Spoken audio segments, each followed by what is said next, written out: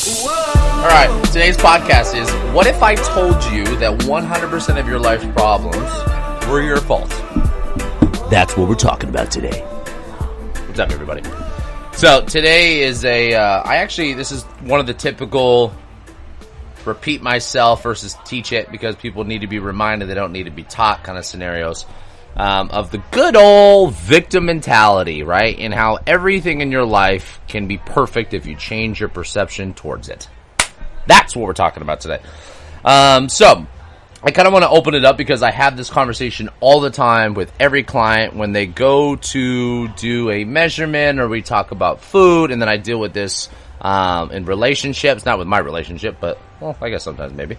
Not really. Nikki's pretty good at that. Friends, people, like, we always like to, kind of put the blame on other people, right? And I'm not saying everyone does this, but when I hear this, it just kind of grinds my gears. Because you literally can have a perfect life if you change the way you just looked at everything in your life, right? I actually, have been pretty good with this stuff, but I think I really got better at it when I started, obviously, owning a business and running a business, because it kind of required me to be like, wow, there's really no one left to blame, So it was very easy for me when I was an employee to kind of be like, it's this corporate bullshit, like they have these rules in place, and, as you guys know me, I'm probably not the best at following rules, but it was easier for me to be, quote unquote, a victim in that scenario, because it was just easier to offload some of the blame. What I realized very fast is when I started doing, obviously billing stuff and any type of client management or even employee management, it was nice when you're an employee to be like, oh yeah, just go talk to this boss, because I don't really want to deal with that problem. And I'm like, oh shit, there's no one left to blame. I have to take this responsibility and take this problem and take it to heart, because now it's my problem. And I think, honestly, it was the best thing that could have ever happened to me, because I realized that, like, when you actually just take full control of your entire life and all the things that are surrounded by obstacles, problems, whatever objection you put in front of yourself is created as a problem, it's much easier to handle and solve these things, right? So when you look at health especially, because obviously that's kind of my mission statement behind what I want to do with this podcast and media and the gym in general, is optimizing one health requires you adopting one mindset that can acquire that, right? And it doesn't matter what the goal is, not even just specific to health as always. Like, this could be a financial goal, this could be a relationship goal. The number one thing that you need to change is the mindset and the perception of everything that you do. And I've talked about this in previous podcasts. I think I've even made multiple victim mentality type of podcasts before. And this will be something I probably do at least 4 times a year, because I think it's just worth being reminded, because there's so much value in changing that perception. And I have this little, diagram drawing, something that I wrote down. And it was kind of, I never really knew what the other side was, because victim mindset, I was like, well, what's the other side? Is it not the victim? It'd be the hero or the warrior. So someone put warrior in one of theirs when I was like looking at all this stuff up, and I was like, I don't know if I like warrior, so maybe I call it the hero on the other side. The victim mindset, just to kind of write down the things that I had here. Number 1, complains about everything and takes zero responsibility. Number 2 is letting pain eat you alive. Number 3 is letting others think for you. Number 4 is taking action based on emotion. And then the last one is believing that the world is out to conspire against you or oppress you in any sort of way, right? All of these are signs of a victim mindset, and that victim mindset is one of the easiest ways to temporarily offload a problem or a obstacle or an issue onto someone else, even though it's not necessarily the other person's fault, right? But that being said, it is much easier for us in that current state, in that emotional state, to be able to say that, right? On the other end of it, the hero mindset, the warrior mindset, whatever we want to call this. I think I kind of like hero better. I wrote down a couple notes of like embracing the struggle. So some people actually choose to embrace the struggle versus complain about the process. Fighting through that pain, right, which is the second one, which is obviously very similar. Thinking for yourself, which I think is probably the biggest one. Like, for me, I think in order to really kind of take some big steps in your life in every area of that, understanding that you first need to think for yourself has to be a starting point. I think this is kind of one of my bigger issues with the education system in America. It's not necessarily that I'm preaching that you shouldn't go to school or college or any of those things. I think the way it's structured is it's teaching you what to think versus how to think, right? And in all areas that you have a problem, issue, or obstacle, like I've said, it requires you taking that responsibility back and taking that ownership back to figure out, by starting to think about it yourself, how do I actually get through this, right? How do I work through this issue? Because when you immediately kind of offload it, now this is kind of one of those like pros and cons and touchy subjects, because I'll just take, for example, for what I do, like for me as a trainer and a coach, I try to take a lot of responsibility for my clients' success, right? I want my clients to be leaner. I want them to become stronger. I want them to feel better in their own skin. I want them to reduce stress. I want them to sleep better. I want them to have better sex. I want them to have everything to be optimized. That would be like my ultimate goal, like for what I do. Now, that being said, as a reminder for those, and as for clients of mine that are listening to this, if I only see you 3 hours a week, there's only 3 hours that I can actually have a hands-on effect on the physical aspect of training, mobility, strength, performance, body composition. And I have 165 hours, so about 98% of your life where I don't really get to see you. And so the only way I have influence on the other 98% is by the words that I speak and the things that I do, and the protocols I put in place for you, etc., right? So it's a lot harder for me to take full responsibility over someone else's things, even though this is what I get paid to do for a living, right? And I think about this the same scenario for my employees. It's hard for me to take full responsibility for all those things. Now, my entire point of this conversation on today's podcast is the fact that you should be taking 100% of the responsibility for everything you do. Because what this does is it's a paradigm shift in the mindset, right? And when you take this shift in perception, you learn to only focus on what you can control versus what is wrong with whatever other service or party or group or friend or person that had some influence on that, and how can I offload that responsibility and focus on the things that I cannot control, which most of the time you probably still can, right? And I think out of all the things I talk about, like has to be the number one thing that we always look at, is like, how do I take back control? How do I take back responsibility? How do I take back ownership, right? Because the more we can control our own destiny, the better off we're going to be. Because there's less chance of us being stressed out or unhappy or angry at other things around us when we just kind of focus on our own things. And I love the idea of only focusing on what you can control. This is one of the things in Stoicism that I probably connected to by far the most, because I'm like, why would I waste my time, my mind share, and my energy focusing on the parts of life that I can't really control? And we all go through this. I think for me, the pandemic was a very big realization for me, because I finally actually for the first time dealt with a decent amount of anxiety and stress, because I had someone else tell me to shut my business down, and I had that same person or group or party not give us a timeline or much instruction, and it stressed me out because I hated the fact of losing control. Now, that being said, did I have the ability to do something else? Did I have the ability to go remote? Did I have the ability to do some personal training sessions here illegally? Did I have the ability to do all that if I wanted to? The answer is yes. I always had control. And the one thing, and this is the last thing I want to make sure I'm spreading as a message, I'm not trying to say break laws here, but I'm saying at the end of the day, you do not need to do anything. You can do whatever the hell you want in life. Now, that being said, being at someone else's house, being in a certain state, being in a certain city, being in a certain country, there are rules by other people on their land, and if you decide to go against the rules, there will be repercussions.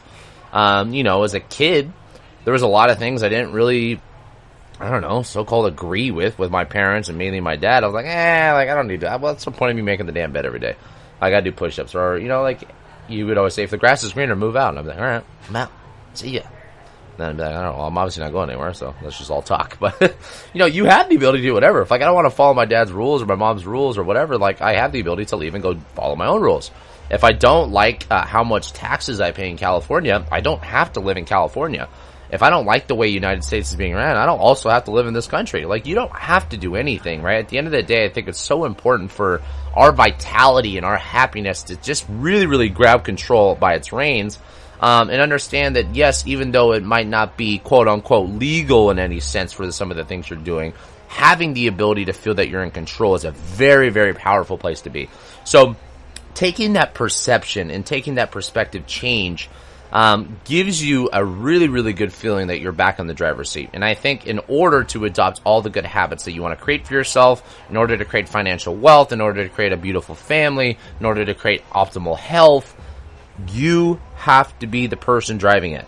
It's not your trainer's fault, your nutritionist's fault, your therapist's fault, the world's fault, the government's fault. It's your fault. Now, you can use delegation. I think some of the most successful people, not just financially, they learn the power of leverage. And leverage is not just by, having a bank pay down 80% of my house as a loan, and having a tenant pay it off. Like, that's a business form of leverage. I'm just using a random example, but there's also leverage of time, of using other people and their resources and their time. For me as a business owner, I can leverage other employees' time. So me having 7 employees, like, I could have 7 employees working 40 hours a week. 7 times 40 would be 280 hours a week that I get out, right? That costs me money, right? Or I can go hire a chiropractor to help me with my back pain because I can leverage their skills to make me a better person. So leverage, it's very powerful. Delegation, it's very powerful. But at the end of the day, just because I leverage or delegate, and same with you, does not mean that it's our place to say that, well, we don't need any more help, or it's like it's nothing has to do with us anymore because it's everyone else. You set the tone at the top no matter what for what you want. So no matter what, you always have to show the level of ownership that you want for yourself. And as soon as you give any of that power away, you are literally giving power away. Like, you're going to lose a lot of your abilities to solve these problems, right? So that was a big one for me, is always just like thinking for yourself, embracing that struggle, and understanding that you have the control, getting out of that victim mindset. And we always get there. A lot of us get there. It's very easy to blame, and I do this all the time. And even though I'm someone that preaches it to try to teach you guys better, a lot of the stuff that I preach is stuff that I work on. I've gotten a lot better at it, so I can tell you that obviously what I'm doing for me is working for me, and I hope this helps you guys. So those are things. Another couple notes that I wrote down is viewing every challenge as an opportunity. This is another mindset change for sure. A lot of times we look at obstacles or failures in life as I guess is the word, right? Like, it's an obstacle, it's a failure, right? Whatever. We've all heard the famous quote that there's no such thing as a failure, there's just all lessons. And I'm going to tell you right now, I don't know if it's because I've either gotten really, really lucky or I just have a different perspective on it. I don't think I've failed in my life, personally. Like, I don't think I've lost jobs, I've lost relationships, I've lost a lot of things that were still in my control. I don't look at them as failures. So when I say I haven't failed, I've had a lot of big obstacles in my life, and I just always tried to view those as lessons, right? Because that was the only way that I felt like, I was going to be happy from that. I think it's really easy to use an example of relationships. Like, when people get out of relationships, it's very, very easy to think about that challenge that you're going through of that separation. And it's never easy, no matter how short or long the relationship or how serious or not serious the relationship is. It's not fun. And try to understand that it's sometimes you're almost kind of overhyping yourself. Like, no matter what, I'm going to find someone better. I'm going to find someone that's more fit for what I need. And you almost in a way, and maybe I'm just speaking my own mind, but in a way, you kind of almost bash the other person to make it easier for you to kind of cope. And that's a coping mechanism, right? And we do this with jobs, right? We leave jobs, sometimes either being our fault or not. So either if you left or you got fired, sometimes we try to almost in a sense in our head bash it that the job was shit, the manager was shit, the company was shit, the corporate was that, the pay sucked. In reality, you just maybe weren't good at the job, right? Those kind of things. So I think it's very easy when we're in those situations of running into whatever obstacle that we see, that challenge creates the opportunity for you to become a victim. And that's where we will always have the biggest opportunity to be no, we can dial it back in. We can take more ownership. What could have I done better? What could I have been done better in that job, in that relationship? Maybe my on-ramping of applying for that job and digging a little bit deeper, maybe knowing that person a little bit more. Whatever it is, right? I'm just kind of thinking of random examples as always. Taking those opportunities to view every challenge as a good thing. There is no failures if you have the right perspective towards it, right? Taking action based on truth. This is one thing that A, is very hard because we're overstimulated by knowledge, and B, when you're emotional, it's even harder to do it because emotionally you are triggered. And we have all been there, and I am definitely the king of this too. I tell people, it's funny when I say like I'm not a very emotional person. When I say I'm not emotional, I don't get sad easily. I'm emotional, but I am like probably more anger driven if I get emotion. So if I get emotion, so like I think about this with golfing sometimes, out of all random examples today. Golfing sometimes frustrates the shit out of me, and I catch myself just like I want to fucking break a club, or I want to throw a club, and sometimes I do throw a club, and sometimes I do yell the F-bomb at the top of my lungs, and sometimes I don't do a good job of controlling it. So when you're emotional, it's hard to sit there and just really, really dial in logic. And this is why I think it's so important to really always take a few breaths, take a couple minutes, hours, days, weeks, months, to sometimes sit on it before we react to everything. Because in order for us to really take action based on truth and logic, it requires us first getting a little bit more centered before you do that thing. I made a post on my Instagram probably a couple weeks ago talking about how every part of the day and life and weeks and, everything has transitions. And taking the transition period to really recenter yourself so you don't carry your work home, don't carry home work, vice versa, whatever. Because sometimes if I have a stressed out day at work or with something with work, and then I go home, it's not fair to my girlfriend for her to deal with what I had at work. So it's my job to recenter myself and not bring that in. If I have something outside of work or my relationship or something that kind of aggravated me, it's making sure my job is to show with fantastic energy, to be on, to set the example from the top and be the example and the leader that I need to be for my employees and my clients and everyone else here, and myself most importantly. That's not easy, right? So taking these opportunities to kind of recenter yourself so you can look at logic and you can look at truth and you can look at it from a very open-minded perspective, that staying open-minded is the secret sauce for me, right? Because there is no wrong answer when you're open-minded. There's just different answers for different people. And trying to find truth in every situation, it's not an easy task, right? So taking the time to be able to sit down and breathe in between those to really get out of that state emotionally and making sure you're not in this very high arousal, sympathetic state, very important. The last one is believing that the world is conspiring to help you, right? Which is basically a fancy way of saying the abundance mindset versus the scarcity mindset. The abundance mindset for me is understanding that I'll use a business example for this one. Like when I first opened up my business, my parents just like, I don't want to say most parents, I can't really speak for other people, I guess. I don't want to say they were against me opening up a business. They were just very concerned that me opening up a business in a competitive space at 25 years old, it might be an easy way to lose money for the people that A, helped me, friends and family that kind of gave me the little money in the raising round. Opening up a business in general, having employees and other people that I'm responsible for. Like, I get where that fear comes from. Obviously for me, I was like on my 7th year in the industry. I've been talking about it for 9 years since before I even started working in the gym. Is when I started working out, I was like, I need to do this. This is what I want to do. And having an abundance mindset made it really, really easy for me, right? Because I looked at everything as like, easy problem to fix. Super easy. Versus being like, fuck, like a scarcity mindset is like, I have all these other gyms. We're new. There's, Equinox is almost pretty much a publicly traded company across the street. Like, we're going to get our ass eaten out by like all these people. That was a weird word to use for that. Our ass kicked is probably what I meant to use. That was very weird. And, so I looked at it kind of being like, okay, like I could look at that way. But it's a very stressful way to like just have a point of view that way towards business. So for me, having more of an abundance perspective towards what I was running into in the beginning made it much easier for me to solve the problem, because what it did is it gave me the responsibility back. It gave me the power back. And I was like, I am the only one responsible for my happiness, my health, my wealth, my success in my business. I don't care if the world shuts down again. I will make this thing work.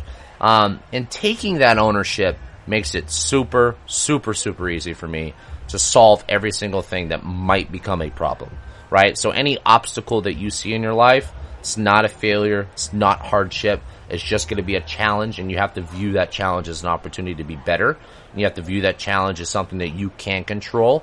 And no matter what thing in your life that you are complaining about other people or things being the issue, the more that you can take the keys back to your own car and get in the driver's seat again and understand that I am the person that's not doing enough, or I am the person that is completely responsible for this success or lack thereof, then you can make some serious change, right? And if you're someone that wants to kind of have a lot of power in their life and build a life around what they view as their best life, my biggest overall philosophical mission is people live a beautiful life, and they're happy, and they enjoy every single minute of it, and they don't fucking listen to other people if it doesn't make them happy, right? Like, just do whatever you want. Like, do the things that really, to your core, make you happy.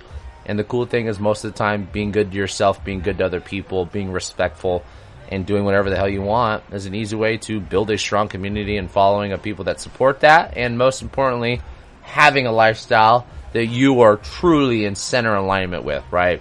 And the more you crave, or more you kind of fade, I said my words all over the place today, fade over to this victim side of things, the easier it is for you not to acquire the things that you want in your life, because you're giving up your power and you're giving your responsibility to somebody else. So, hope this helps as always. This will be something I talk about multiple times a year, every single year, for the rest of my time of ever doing social media or coaching, because it's something that so many people deal with, including myself. And I love these podcasts, and as much as I love helping other people, I love helping myself just as much.